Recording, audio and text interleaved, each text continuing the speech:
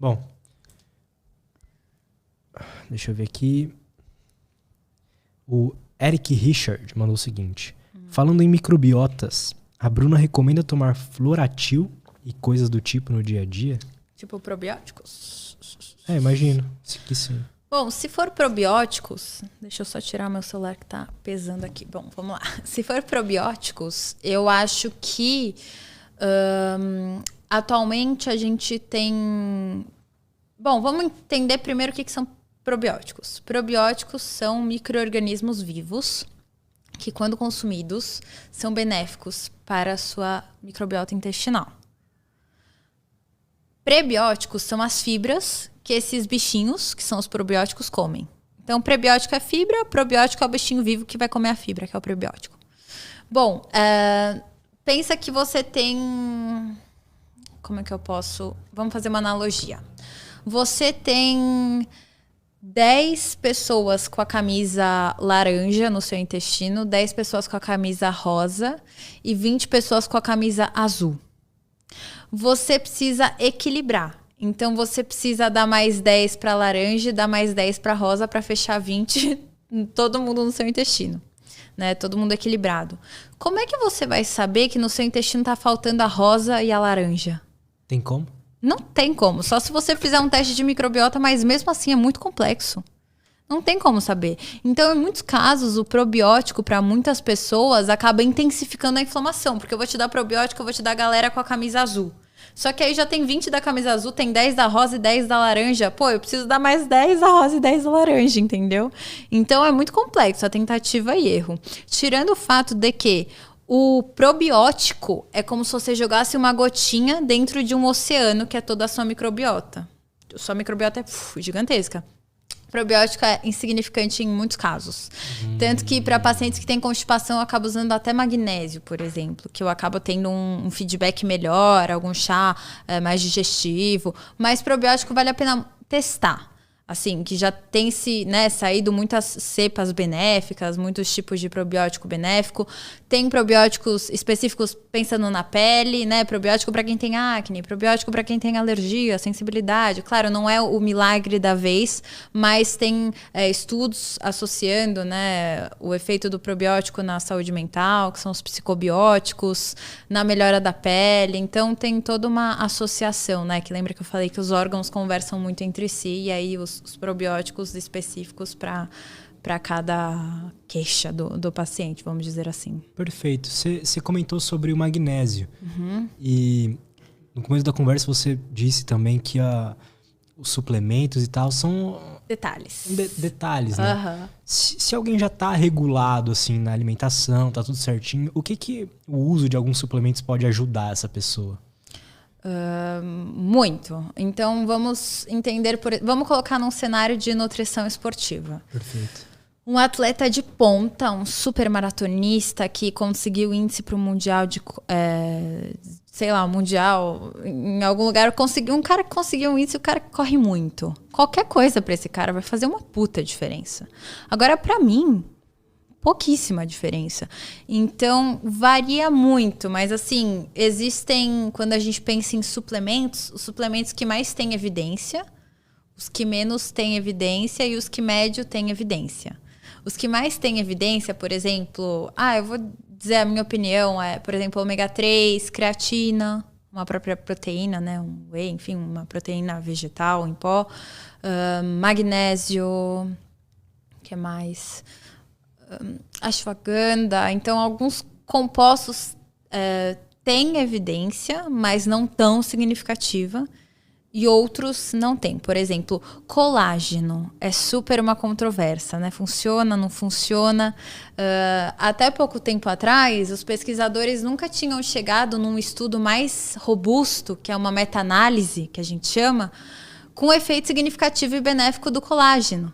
Só que atualmente tem se mostrado novos estudos, então a ciência muda muito, que de fato, nas meta-análises, o colágeno mostra um efeito significativo. Então o colágeno é bom pensando em hidratação da pele, em prevenção de rugas, em elasticidade da pele, perdão.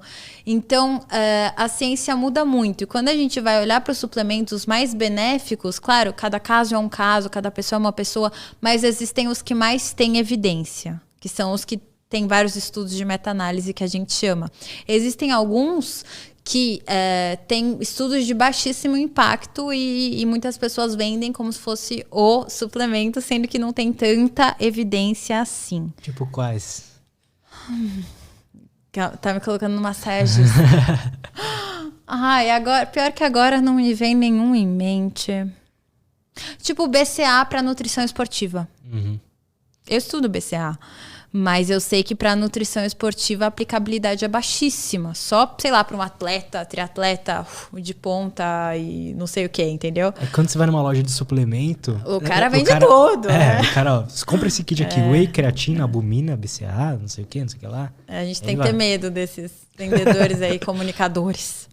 Total. Mas eu acho que, por exemplo, o BCA tem baixíssima aplicabilidade para isso. Glutamina também, para nutrição esportiva não tem tanta aplicabilidade assim, talvez mais para outros cenários, né? Quando a gente pega a barreira do nosso intestino, grande parte da glutamina, né? O aminoácido que mais está nessa barreira intestinal é a glutamina. Então, talvez pensando numa saúde intestinal seja benéfica.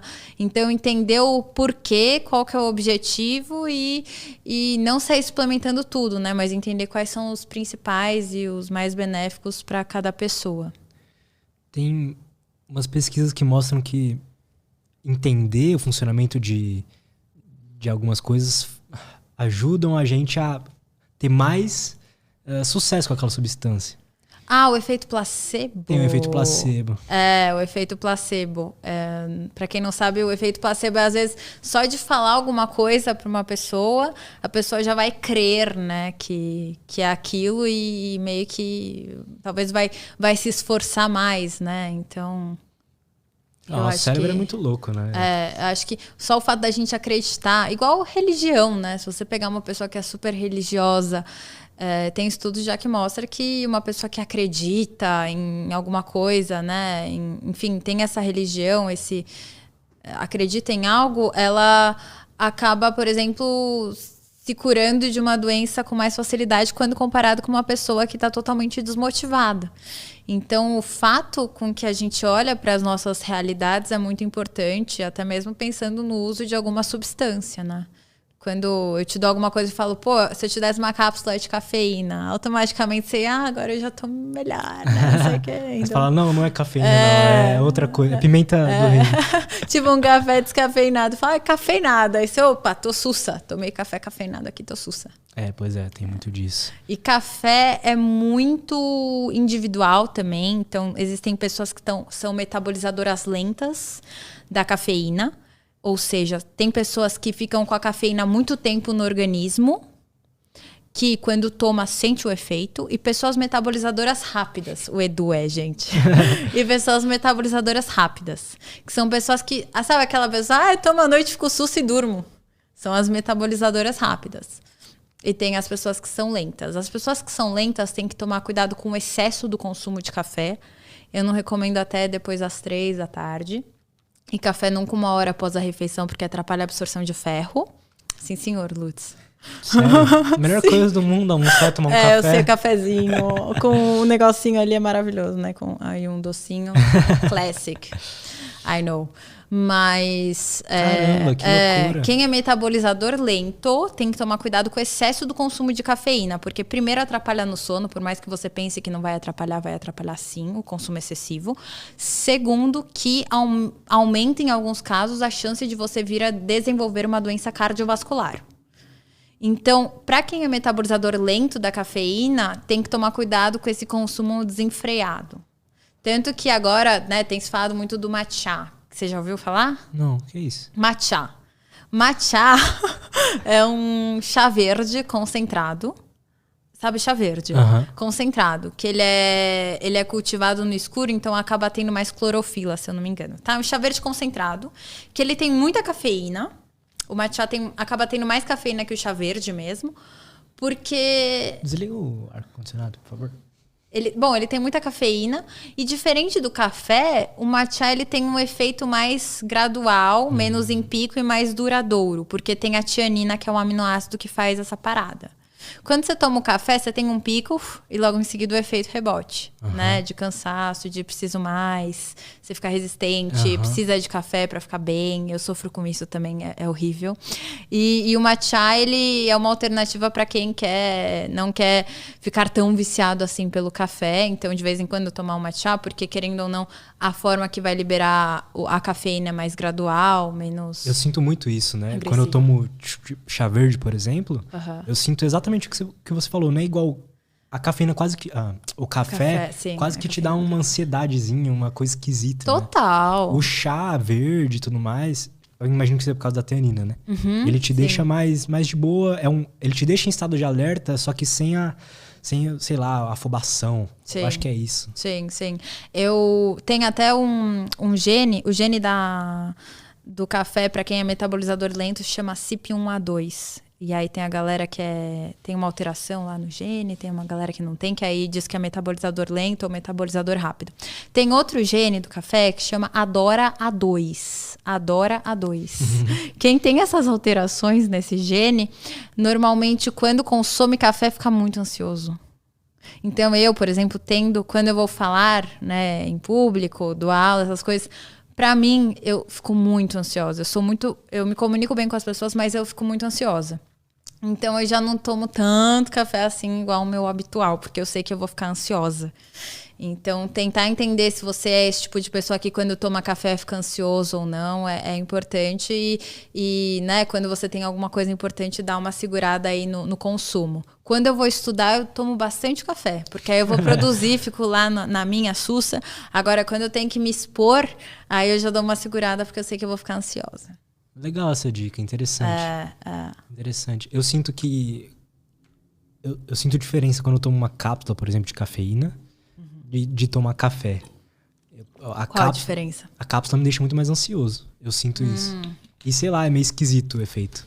É meio sintético, às vezes deve ter até outros componentes, né? Não sei muito bem ao certo, mas isso faz sentido, né? O pico. E aí o matcha, fica a dica aí pra quem quiser experimentar, não é o melhor dos mundos em relação ao gosto, mas tem se falado muito. Inclusive, tem aumentado... Já. Na clínica que eu trabalho tem o super matchazinho, o doutor do Prado adora matcha, aprendi muito com ele em relação a isso também. Mas...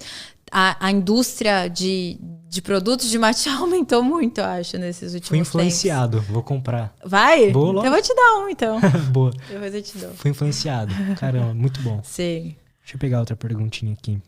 Antes, o Murilo Marcos Costa Brito mandou: Lutz, podcast 100. Parabéns pela 100ª entrevista. Yes, obrigado. Faltou o bolo. Uma bela escolha e uma baita profissional. Obrigada. Uma pergunta. Existe alguma relação do modo de alimentação com a ansiedade? Quais fazem mal? Modo... Existe alimento que tem uma correlação específica com algum tipo de... Com a ansiedade?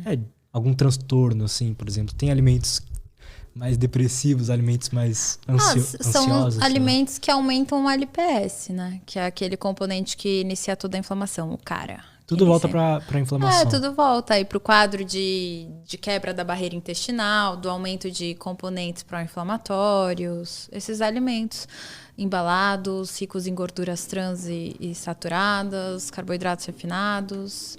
E, por outro lado, existem alimentos que são os anti-inflamatórios, que são alimentos ricos em componentes antioxidantes, que são compostos fenólicos, que a gente chama, né? Que são estruturas químicas que estão presentes em alguns alimentos que são extremamente antioxidantes. Exemplos: curcumina, presente na cúrcuma longa, epigalocatequina 3-galato, presente no chá verde, sulfarofano no brócolis, ácido elágico na romã, que mais, gente? Gingerol no gengibre. Então, existem alimentos-chave que eu sempre falo para os meus pacientes que quanto mais você consumi-los, mais antioxidantes você vai estar ofertando para o seu organismo e menos radical livre. E aí você vai tender para um quadro mais anti-inflamatório.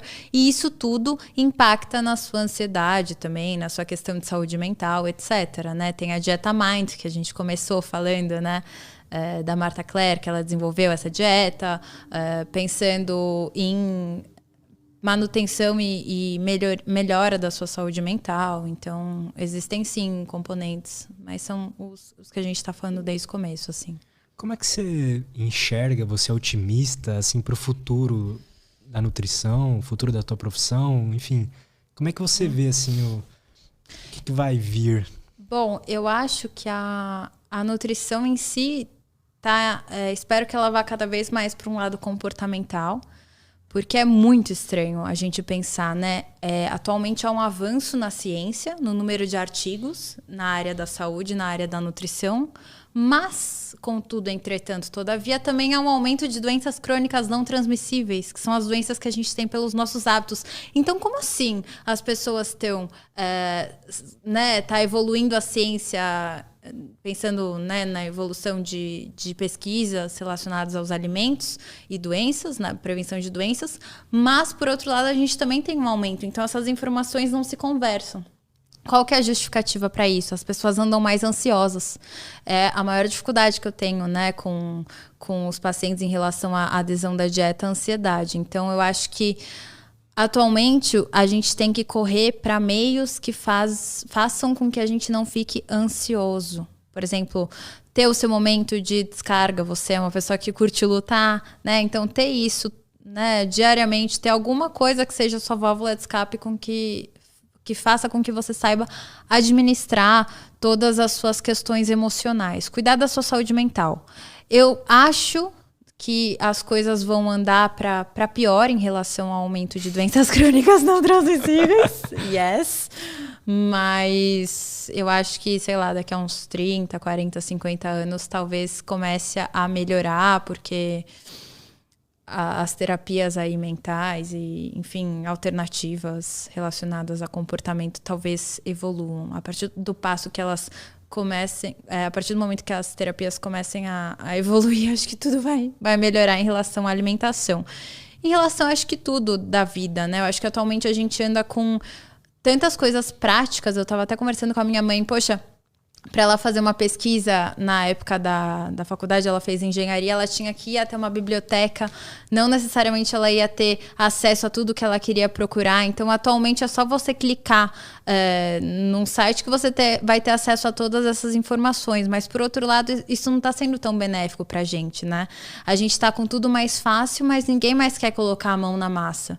É uma geração que, como está com esses prazeres imediatos, né? A dopamina, que é o livro que a gente estava mencionando, ninguém mais quer ir para o caminho mais árduo, e isso impacta na alimentação também, entendeu? Que é o prazer imediato, prazer imediato, prazer imediato.